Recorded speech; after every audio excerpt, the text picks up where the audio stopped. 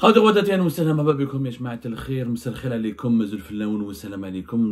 vous allez bien, j'espère que vous vous portez bien.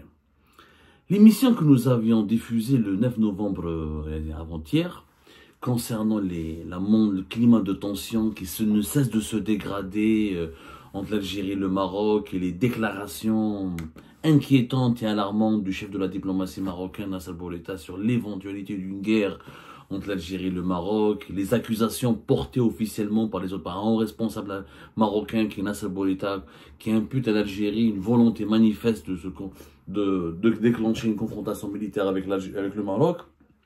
Cette émission a suscité beaucoup de réactions. Je m'en réjouis.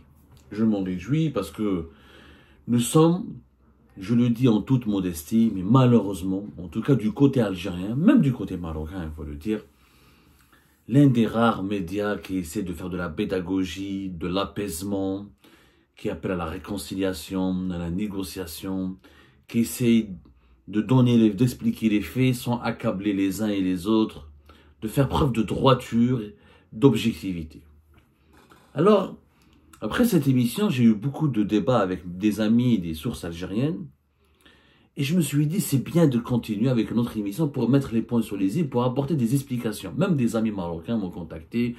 Et chacun a apprécié selon ses valeurs, selon sa vision, selon son idéologie, selon sa pensée, ce que nous avons dit pendant plus d'une trentaine de minutes. Pourquoi la guerre, pourquoi on en est arrivé à ce stade de tension entre les deux pays où la première fois une confrontation militaire directe est envisagée alors que aucun des dirigeants des deux pays, aucun des régimes des deux pays n'a pu envisager cette option dangereuse et chaotique depuis 1976, la dernière année où il y a eu des escarmouches, des affrontements isolés militaires d'une ampleur extrêmement limitée entre l'Algérie et le Maroc à travers les batailles d'Amgala 1 et d'Amgala 2. J'ai expliqué le rôle d'Israël, comment Israël a déséquilibré les rapports de force, l'impact de l'accord militaire entre Israël et le Maroc, et l'importance. Ensuite, j'avais fait une deuxième émission pour proposer des solutions de paix et de médiation en action sur l'Union africaine, l'Union européenne. Mes propositions, nos émissions ont suscité énormément de réactions.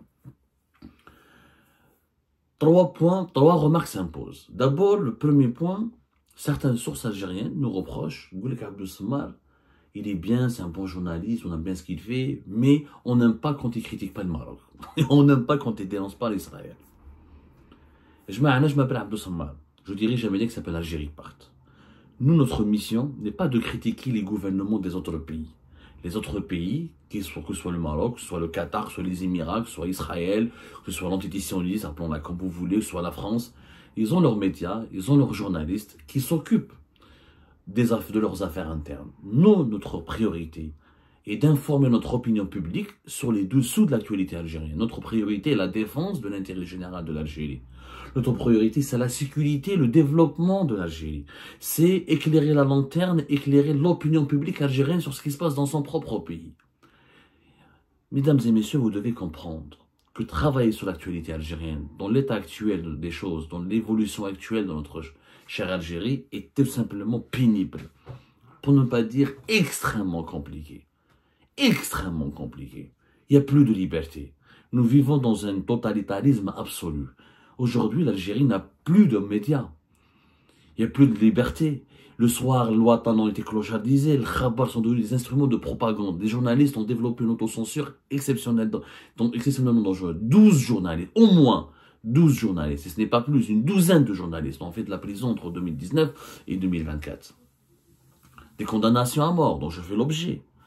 Des familles persécutées, prises en otage, la politique du chantage, des personnes, des médias fermés, verrouillés, qui ont disparu, Maghreb émergent, Radio M, Liberté qui a disparu, le quotidien, Liberté, des caricaturistes qui ont disparu, oui, Dilem, oui, Ariles Aynouch, oui, Maz, etc. Il n'y a plus de liberté de la presse. Dans une situation comme celle-là, nous sommes devenus le dernier, pratiquement, espace de liberté d'expression. Les plateaux que nous faisons quelques fois par semaine, on invite des opposants, des activistes, des économistes, des personnalités algériennes ou franco-algériennes ou qui ont des personnalités qui ont une connaissance assez affûtée de l'Algérie, de sa situation, sont devenus rares. Et personne ne fait des plateaux sur l'Algérie. Faut dire la vérité, mais à part le Maghrébi ou Algérie, pas de personne ne fait. Ma prêche. Mais à part notre chaîne YouTube, notre page Facebook, notre site algériepat.com, il n'y a plus aucun média libre dans notre pays. Comment je peux m'intéresser à Israël ou au Maroc, alors que mon propre pays souffre dans la sinistrose la plus absolue? Dans un pays comme l'Algérie, il y a des pénuries, il y a de la pauvreté, l'appauvrissement, des scandales de corruption. Je venais les affaires du PDG de Sonatrach, les Ali Aoun, les affaires de Ali Aoun récemment, les scandales qui ont éclaté à Air Algérie, à Sonalgaz, à l'aéroport d'Alger, tout ce que nous avons révélé récemment autour de certains personnages de l'institution militaire, de certains personnages du clan Tebboune, l'affaire Velizine Benchir, le patron de la police algérienne. On a beaucoup de pain sur la planche. Vous savez, nous ne sommes qu'une équipe extrêmement réduite. Et encore, quand je dis équipe, les gens ne me croient pas, parce qu'effectivement, je suis tout seul. J'ai des sources, j'ai pas vraiment de collaborateurs, j'ai essentiellement de sources qui collaborent avec nous pour nous envoyer des infos, pour nous aider à révéler ce qui ne peut pas être révélé en Algérie. Parce qu'il y a la dictature. Mais je peux pas m'intéresser, je suis qu'un humain, je peux pas m'intéresser, je peux pas lutter pour l'avenir de l'Algérie, mais aussi pour l'avenir du Maroc et d'Israël et d'ailleurs. C'est pas mon rôle. Mon rôle est d'être journaliste algérien, de me consacrer à l'Algérie. De un. De deux.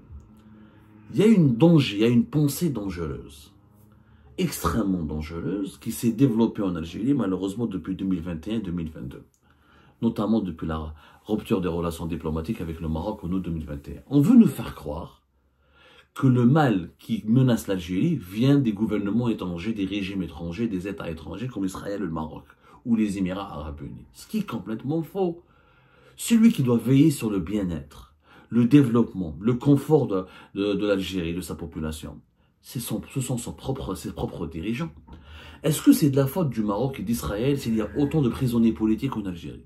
Est-ce que c'est la faute du Maroc ou d'Israël s'il y a des pénuries de produits de large consommation en Algérie? Est-ce que c'est la faute du Maroc ou d'Israël s'il y a un appauvrissement des ménages algériens, une inflation à 2 chiffres, une industrie qui est toujours en panne, une économie qui est en berne, une diversification de l'économie qui est bloquée, des pénuries de voitures, de café, de pneus, de médicaments, etc., etc. Si le pays est fermé et autoritaire, s'il ne crée pas de richesse et d'emploi, est-ce que c'est de la faute du Maroc ou d'Israël ou des Émirats? Bien sûr que non. La faute incombe essentiellement aux dirigeants Abdelmadjid Tebboune. Essentiellement aux dirigeants du régime Tebboune qui n'arrivent pas à redresser le pays, qui imposent un autoritarisme absolu, qui supportent pas les libertés publiques et individuelles, qui condamnent à mort ou à l'exil ou à la prison ses détracteurs et ses contradicteurs, qui fait du chantage à ses opposants pour les libérer à condition qu'ils ferment leur gueule et qu'ils ne puissent pas le déranger, et une gestion chaotique, comme on l'explique, avec des chiffres, avec des documents, avec nos enquêtes. La corruption, elle s'est aggravée. Au point où nous avons un ministre qui est encore en poste alors que son fils est en prison et sa fille sous contrôle judiciaire pour des pratiques de corruption. On a un PDG sur un acte de Kakar qui est pire que Chakib Khalil et ses prédécesseurs.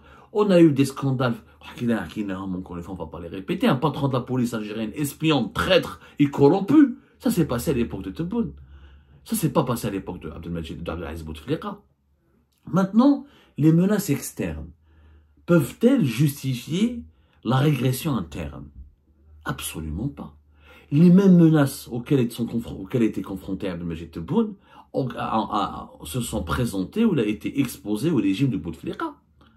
À l'époque de Bouteflika, il y avait les mêmes menaces. Il y avait la guerre en Libye, il y avait la guerre au nord du Mali, il y avait des problèmes au Sahel, il y avait Boko Haram, les mouvements terroristes qui se propageaient au Sahel. Il y avait les mêmes divergences, les mêmes conflits, les mêmes malentendus avec le Maroc. Pourquoi à l'époque du régime de Bouteflika, il n'y a pas eu autant de persécutions politiques, autant de pauvreté, autant de déficit budgétaire, autant de pénuries, autant d'indisponibilité des produits de la consommation, avec un dinar autant à l'époque de Bouteflika, 1 euro ne valait pas 250 dinars. 1 euro n'a pas valu plus de presque 260 dinars. Pourtant, c'est les mêmes données, au contraire. Aujourd'hui, avec l'époque Tebboune, la Libye elle est plus ou moins pacifiée. Dans les pays du Sahel, la France a été dégagée, la Russie, il y a eu de nouveaux régimes militaires qui réalisent qu'on le veuille ou non des performances importantes en matière de lutte contre le terrorisme. Il y a un armement important dans les pays. Il y a des données géopolitiques, normalement, qui sont favorables au régime Tebboune. La crise énergétique et le conflit en Ukraine a été plus bénéficiaire à l'Algérie qu'autre chose, puisque on a pu, les prix du pétrole et du gaz ont explosé, ont augmenté entre 50 et à 100 jusqu'à 100%. Le baril du pétrole, il a dépassé les $100. Le régime Bouteflika a connu ça qu'en 2008 ou en 2009. Le dernier mandat de Bouteflika de 2014 à 2019, c'était le choc pétrolier. Le prix du pétrole a baissé jusqu'à moins $60.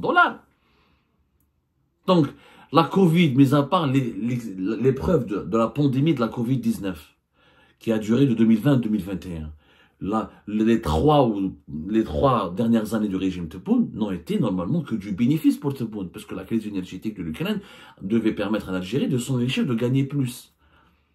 Or, l'État algérien, le régime s'est enrichi, et la population s'est appauvrie.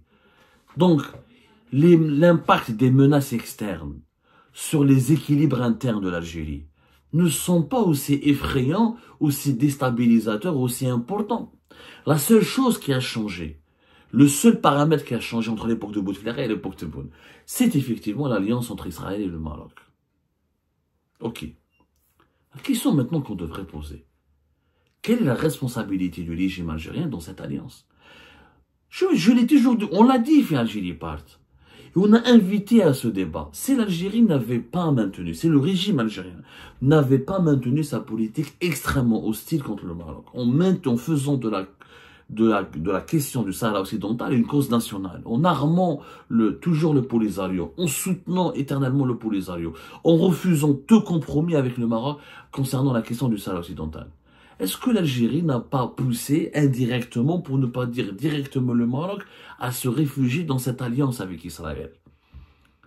Le Maroc on l'a enfermé depuis la fermeture des frontières. Début des années 2000, il y a eu des gestes d'apaisement à l'époque de Bouteflika avec Mohamed VI. Quand Hassan II était mort, qui était le roi le plus hostile contre l'Algérie, on va dire. Le monarque marocain le plus anti-algérien.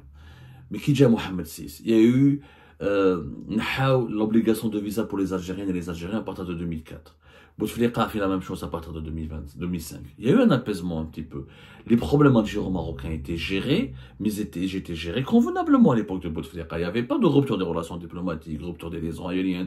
Il n'y avait pas la même, il y avait toujours les mêmes problèmes. Ils n'étaient pas aussi intenses. Mais avec l'époque de Tebboune, le régime Tebboune, il a pratiqué une politique anti-marocaine extrêmement grave. D'ailleurs, chronologiquement parlant, soyons honnêtes, la rupture des relations diplomatiques entre les deux pays, août 2021, elle a précédé l'alliance militaire, l'officialisation de l'alliance militaire entre le Maroc et Israël en novembre 2021. On n'a pas rompu les relations avant l'alliance militaire entre Israël et le Maroc. On n'a pas rompu les relations avec le Maroc après l'alliance militaire avec Israël. On l'a rompu avant, chronologiquement parlant.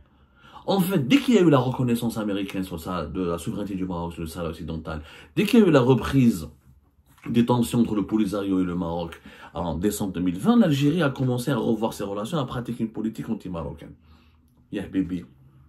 Derrière, tu encercles le Maroc, tu soutiens le Polisario, tu vas l'armer, et tu fais des démonstrations militaires incessantes, tu fais des défilés militaires, et tu adoptes un discours martial anti-marocain. Comment voulez-vous que les Marocains n'aient pas peur? Ils disent que j'ai peur, ils ont eu peur, ils ont fait une alliance avec Israël. Pour rééquilibrer ou pour changer les rapports de force avec l'Algérie. Maintenant, si on change d'approche, si on accepte de négocier la paix, comme l'aura dit un grand homme d'État français, Georges Clemenceau, il est plus facile de faire la guerre que la paix. C'est facile de faire la guerre. L'Allemagne et la France ont fait 2 guerres mondiales. À la fin, ils ont abouti à quoi? Des millions de morts pour à la fin faire la paix. C'est très facile de faire la guerre. Parce que là, je discute avec des amis algériens. J'ai beaucoup d'amis algériens qui sont très anti-marocains. Ils disent qu'Abdou, t'as ton seul défaut, on t'aime bien, mais tu es pro-marocain. Non, je suis pas pro-marocain, je suis pro-Maghreb. Je suis pro-la paix. Quand je leur dis, ok, vous proposez quoi? On fasse la guerre au Maroc, qu'est-ce qu'on va gagner? On va gagner quoi? Mais à part des morts. Mais à part encore plus de détresse. On a fait la guerre en Algérie, on sait ce que c'est que la guerre. Le peuple algérien sait ce que c'est que la guerre. On l'a vécu les années 90 pour protéger notre pays contre la menace islamiste. On a gagné quoi là au bout de la décennie noire? Un pays détruit, ralenti, des familles brisées, des traumatismes psychologiques, des blessés éternels. Jusqu'à maintenant, on paye le prix de la décennie noire. On a perdu une décennie, on n'a pas développé le pays. On a perdu retard pour les infrastructures, retard pour le développement numérique, retard pour la diversification de l'économie. Sans parler du coût humain, Ness a disparu, qu'on n'a jamais trouvé. Quel est l'objet? Donnez-moi un pays qui a pu avancer en faisant la guerre aux autres pays. Jamais de la vie. On avance toujours en faisant la paix avec les autres pays. C'est la paix qui signifie la prospérité, la création de richesses, la création d'emplois, le développement technologique. C'est la paix. Aucun pays au monde ne s'est développé en ayant des relations conflictuelles éternelles et des conflits militaires avec ses voisins, à l'exception d'Israël. Israël. Il n'y a qu'Israël qui a pu se développer en faisant la guerre tout le temps à ses voisins. Mais derrière Israël, il y avait l'Occident et les États-Unis d'Amérique. La Corée du Sud elle-même, elle a un conflit militaire et politique avec la Corée du Nord assez développé, aussi grâce à l'appui de l'Occident, et elle-même, les Sud-Coréens, comment faire la paix avec les Nord-Coréens. Il y a des Algériens, ils disent qu'on fait la guerre, on fait la guerre. Mais la guerre pour apporter quoi? Boumedine, Allah yarhamou, je le cite toujours, la guerre n'est pas un jeu d'enfant. Quand Boumedine était menacé par Hassan II, il disait toujours, la guerre n'est pas un jeu d'enfant. C'est pas un jeu d'enfant, il y a des morts derrière, il y a des conséquences graves sur les infrastructures d'un pays, sur la situation d'un pays. Aujourd'hui, on le voit bien depuis la guerre en Ukraine, les guerres sont globalisées, globalisantes. Deux pays, quand ils s'affrontent, il y a deux autres belligérants, plusieurs belligérants qui rejoignent ce conflit-là. On sait tous qu'on ne va pas affronter le Maroc, que l'armée algérienne va affronter d'autres puissances derrière. Donc, ce discours martial, ce discours anti-marocain ne répond pas aux problèmes internes. Parce que le problème de l'Algérie, c'est son sous-développement, c'est son fonctionnement politique, c'est sa gestion des libertés publiques et individuelles. Ouais, le régime Bouteflika a pu développer le pays, et puis, les corrompus, les rodels pouvoir, une classe d'oligarchie. Mais à son époque, on a eu des barrages, des stations de dessalement de l'eau de mer, on a eu des voitures, on a eu une autoroute est-ouest, la grande mosquée d'Alger, le palais des conventions on a eu des infrastructures qu'on a acheté à l'époque de Bouteflika. On n'avait pas la crise du café, des légumes secs, de l'huile, du sucre. On n'avait pas. Et pourtant, on avait un environnement géopolitique hostile. La guerre en Libye, l'intervention de la France contre le Kadhafi, la chute de la rébellion de l'Azawad, les défis sécuritaires à l'époque de Bouteflika étaient plus importants. Et pourtant, on n'avait pas autant de problèmes. À Tebboune, on n'a que des problèmes. Pourquoi? Parce qu'ils essayent de nous faire croire que leur faillite dans la gestion interne s'explique par les menaces externes. Ils utilisent les menaces externes pour faire taire les Algériens et les Algériens. Pourquoi, en fait, le régime Tebboune? C'est très simple. En fait, tous les régimes du monde, y compris les puissances mondiales. Alors, Donald Trump, c'est le premier patron de l'armée la plus puissante du monde. Il ne veut pas faire la guerre. Il veut négocier avec la Russie, une issue avec l'Ukraine. À l'époque de Donald Trump, il n'y a pas eu de guerre. Même les États-Unis d'Amérique, qui sont la première puissance au monde, ils préfèrent négocier. Parce que c'est le plus difficile de faire la paix. Les vraies puissances sont les puissances qui imposent un compromis aux autres et qui arrivent à s'enrichir, à préserver la richesse de leur pays. Faire les guerres ont toujours été coûteuses. Donald Trump, il le dit, je ne veux pas que l'Amérique finance des guerres. Je veux que l'Amérique soit prospère, que les Américains retrouvent leur prospérité. C'est pour ça qu'il veut mettre fin à la guerre en Ukraine avec Poutine. Donc, le régime Tebboune, s'il était vraiment se préoccuper du bien-être et de la sécurité et du développement de l'Algérie, il faut négocier un compromis avec le Maroc. Il faut directement négocier avec les Marocains. On sait tous que leur faire la guerre au Maroc, les deux pays seront perdants. Et personne ne gagnera. Personne ne gagnera. Il faut donc négocier. Tous les pays, même la Syrie, ils ont négocié. La Corée du Sud veut négocier. Le Japon veut négocier. Les États-Unis veulent négocier avec Donald Trump. Tout le monde veut négocier. Tous les conflits finissent par, avant même de débuter, on essaie de négocier. Tout le monde veut éviter les conflits. Parce que les conflits militaires n'aboutissent qu'à des morts, à de la destruction, et ça ramène jamais rien. Ça ramène absolument. L'exemple de la Libye, de la Syrie, de l'Irak, chef dans les conflits militaires sur cas. Qui est l'Algérien qui voudrait que l'Algérie devienne la Libye? Quel est l'Algérien et l'Algérien qui souhaite à ce que son pays soit comme la Syrie ou là comme l'Irak? Ou là comme le Yémen? On ne veut pas que notre pays soit un échiquier où les puissances mondiales font leur règlement de compte sur notre dos. puisque on a des diplomates, on a une possibilité de négocier avec les Marocains. Tu veux pas, le téléphone qu'elle a proposé une médiation de l'Union européenne. Et bien, alors que l'Union européenne, les deux pays les plus importants, l'Espagne et la France, reconnaissent la marocanité du Sahara occidental. C'est pas possible. Ok, mais dès la médiation de l'Union européenne, fais la médiation de l'Union africaine. Fais une médiation avec l'Union africaine directement. Les dirigeants marocains, à un moment donné, il faut qu'on se parle, il faut qu'on leur parle, il faut qu'on trouve un compromis. C'est tout. Et tu décides. Au moins, pourquoi ils veulent pas négocier? Parce que ça les intéresse, cette stratégie de la tension. Parce que cette tension permanente, elle permet de justifier la répression, de justifier la dictature, de justifier les budgets élevés de l'armée, de la police et la machine sécuritaire, et elle peut masquer le sous-développement du pays. Demain, dès que tu vas dire à Tebboune, à ses partisans, on se développe pas, on a un problème, on est menacé par la guerre, on est menacé d'une guerre. Ya Habibi, il y avait la Libye qui brûlait, mais les projets d'autoroute Est-Ouest se construisaient, les logements se construisaient, les stades ont été lancés, l'Algérie a gagné la candidature pour les Jeux méditerranéens d'Oran, où on s'est développé. Tout le monde, comme Ya Habibi, vous voulez qu'on fasse que la guerre? Pour faire la guerre, quel est l'objectif de cette guerre?